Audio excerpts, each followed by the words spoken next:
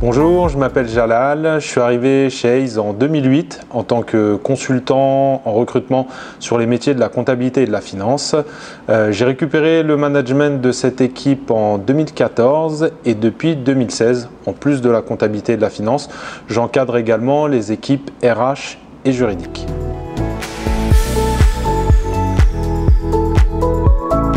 Cette année, comme l'année précédente, les entreprises recrutent beaucoup plus en CDI qu'en CDD ou qu'en intérim.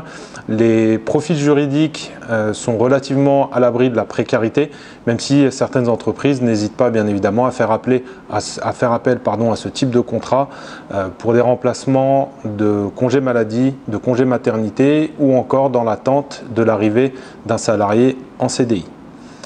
Les deux profils qui tirent leur épingle du jeu sont les juristes spécialisés en droit immobilier. On a extrêmement de difficultés à recruter sur ce type de profil et aujourd'hui un candidat qui aurait 3 à 4 années d'expérience dans ce domaine d'expertise pourrait être amené à l'issue de ses recherches à avoir entre 2 et 3 propositions d'embauche. Le second profil concerne les juristes spécialisés en droit des affaires. Les entreprises sont aujourd'hui de plus en plus exigeantes sur l'aspect international. Les LLM, une expérience à l'étranger ou encore la maîtrise de l'anglais sont des critères clés et très recherchés par les entreprises. D'un point de vue global et général, les rémunérations sont à la hausse sur cette année, que ce soit en entreprise ou en cabinet d'avocat, même si certaines fonctions voient leur rémunération se stabiliser, en l'occurrence les fonctions de juristes contentieux, mais également les juristes spécialisés sur le droit social.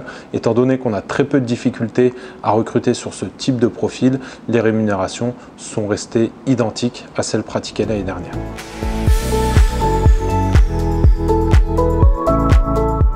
Les PME et les startups restent extrêmement attractives car elles permettent d'offrir de la polyvalence aux candidats.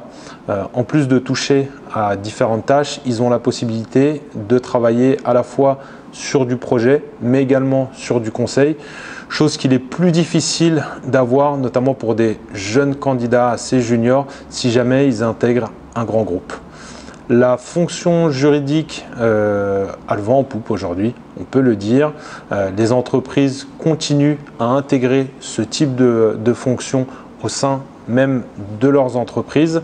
Le juriste est aujourd'hui un véritable business partner qui est au cœur de la stratégie menée par l'entreprise.